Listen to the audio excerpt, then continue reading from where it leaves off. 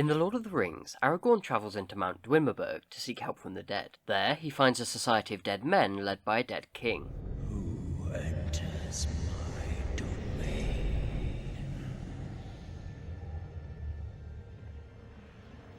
One who will have your allegiance. If you know much about Tolkien, you probably know about his interest in medieval literature, so it might not surprise you to learn that undead societies living in mountains were a recurring feature in medieval writings. Take the Eyrbyggja saga written in Iceland in the 13th century. It recounts the experience of a shepherd who was gathering his flock at dusk when he saw the side of Helga Fell, a sacred mountain, open up to receive a group of drowned men. The mountain was venerated by the descendants of Thorolf Musterbeard as the entrance to their family's afterlife, and the saga recounts what the shepherd experienced next. He heard the noise of feasting and clamour over the ale horns. Thorstein Codbiter and his crew were being welcomed into the mountain, and Thorstein was being invited to sit in the place of honour opposite his father. Some medieval accounts even record mortals going into these mountains themselves, like in this 12th century account from Stephen of Bourbon, narrating a story he heard about a peasant who had followed a group of the dead into a mountain in Savoy, where he met King Arthur and the rest of his courtiers. There, knights and ladies were playing and dancing, drinking and eating gourmet foods. Finally, he was told to go to bed, and was led to a room with a bed made up with most precious things. On it lay a woman who appeared wondrously beautiful. In a more in-depth account, the 14th century chronicler Heinrich von Herford described a ghost named Reynick who was almost entirely invisible apart from his hand. When his hand started to float around an inn in the town of Surenberg, the crowd inside asked it what it was, and it replied, "Truly, I am a man just like you, a Christian just like you, baptized in the town of Göttingen." The conversation continued with it stating that there's a large population of dead men, women and children like him who live in a nearby mountain, saying, "We eat, we drink, we take wives, we have children. We arrange the weddings of our daughters and the marriages of our sons. We sow and we reap and various things, just as you do." Elsewhere in 14th century Europe, Dante's Divine Comedy saw purgatory found on a mountain, unimaginatively called a Mount Purgatory, where the dead must slowly climb the mountain whilst learning to become less sinful, making their way up towards the Garden of Eden, but they were only allowed to climb before sunset. The good Sordello, then along the ground trailing his finger, spoke. "Only this line thou shalt not overpass, soon as the sun hath disappeared. Not that aught else impedes thy going upwards, save the shades of night. These with the want of power perplex the will.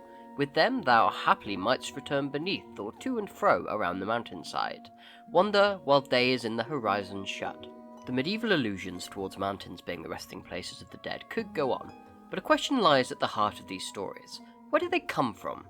They certainly were not a product of Christianity. Jesus never preached that you'd take a trip to a mountain when you died. Yet the dialogues of the late 6th century Pope Gregory I imply that you would, employing the idea of sailing to Sicily and its then infamous volcano Mount Etna as a euphemism for dying. To find out where these ideas come from, we have to go back a bit.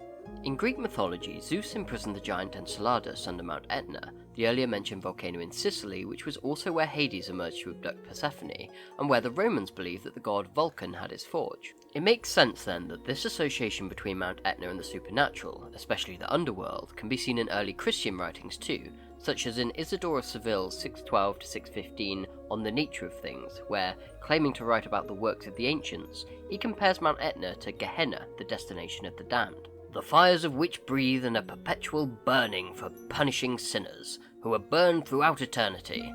For these mountains persevere throughout everlasting time, and in such perpetual flame that they can never be extinguished. In such a manner the fires are never without end for burning the bodies of the damned." So, it seems likely that the pure spectacle of volcanoes, which led to links between them and the supernatural in Greek and Roman mythology, also led to the borrowing of that imagery for early Christian thinking about hell. What this essentially means is that these medieval ghost stories about dead societies living in mountains in the heart of Christian Europe were possibly unwittingly drawing from earlier pagan beliefs about the dead. This is not actually that surprising. You may know that Halloween takes its name from All Hallows' Eve.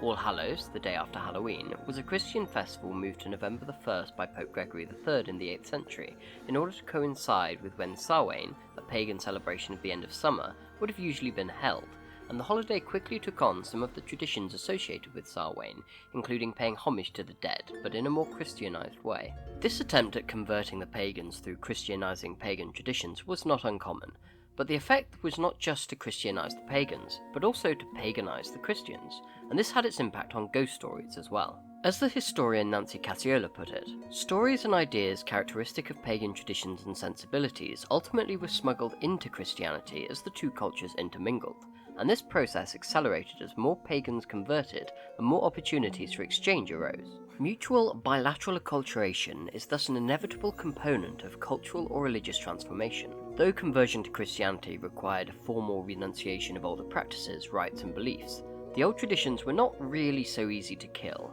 Ancient traditions persisted as common sense assumptions about the nature of reality. This can be seen in a number of ghost stories collected by the early 11th century Bishop Thietmar of Merseburg, who included them in his chronicle on the deeds of the Etonian kings. The area around Merseburg was still rife with pagan beliefs when Thietmar was writing from 1013 to 1018, and that was his stated reason for recording them. So that no one who is faithful to Christ may doubt the future resurrection of the dead, but may proceed to the joy of blessed immortality zealously and through holy desire, I shall confide certain things that I have verified as true, and which occurred in the town of Walsleben when it was rebuilt after its destruction. Walsleben had been attacked in the year 929 by Slavic pagans. Its buildings were damaged and many of the people living there were killed. This set off a number of Slavic revolts, which were eventually put down by Henry I, but the attack on Walsleben became infamous, spawning an urban legend that had likely been circulating for some time before Thietmar wrote it down nearly a century later. One day, during the rebuilding of Walsleben, the town's priest arrived at the church. He had come to carry out the morning mass, but when he got there he discovered the cemetery full of the dead,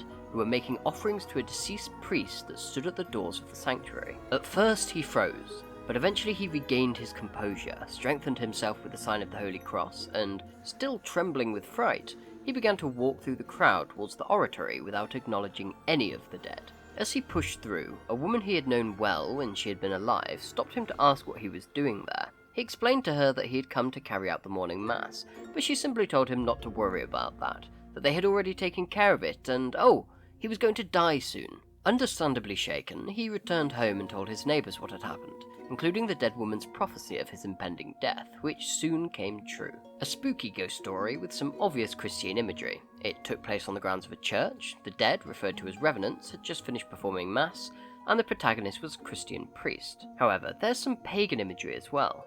In Christian doctrine, the dead are only resurrected at the second coming of Jesus, but these are the bodies of the dead who arose after having suffered violent deaths, which was much more of a pagan concern. This next story has even more explicit pagan imagery. In the 80 or more years when the great man Baldric held the Holy See of Utrecht, he renovated a church that had fallen into ruin from old age in a place called Deventer. Consecrating it, he commended it into the care of one of his priests. One day, that priest arrived very early in the morning when he saw dead people in the church and cemetery making offerings, and he heard them singing. The priest informed the bishop immediately, who ordered him to sleep in the church. The next night, he was thrown out by the dead along with the bed he lay on. Terrified, he complained to the bishop, who told him to cross himself with saints' relics, sprinkle himself with holy water, and continue to guard the church at night. The priest followed the bishop's command and tried to sleep in the church again, but he was far too terrified to sleep. At the accustomed hour, the dead arrived. They paid no heed to his relics or holy water, but picked him up and dragged him to the altar, and there they incinerated his body with fire until all that was left was a fine ash. When the bishop heard about this, he ordered a 3-day fast to be held for the succour of the dead man's soul. As day is to the living, so night is conceded to the dead. Far spookier than the previous tale, but this story had some of the same elements as the previous one, as well as some additional ones. Faithful dead rising from their graves to conduct mass, a priestly protagonist, a church setting, and holy relics. But it also had pagan imagery, and not just in the pagan understanding of resurrection. The way in which the priest died much resembled the practice of giving a burnt offering, and both burnt offerings and human sacrifice were heavily associated with paganism. So, Christians may well have eventually converted Europe's pagans, but the pagans left behind traces of their own beliefs through the medium of medieval ghost stories, and maybe there's still more pagan in us than we realise, as Caesarius of Arles complained in one of his sermons in the 5th or 6th century. The wretches who dance and caper about before the churches of the saints appear during church to be Christians, yet they leave as pagans, for that custom of dancing still is with us from pagan ritual. Do you have any favourite ghost stories? If you do, leave them in the comments below, and if you enjoyed the video, don't forget to subscribe for future content. I'll see you next time.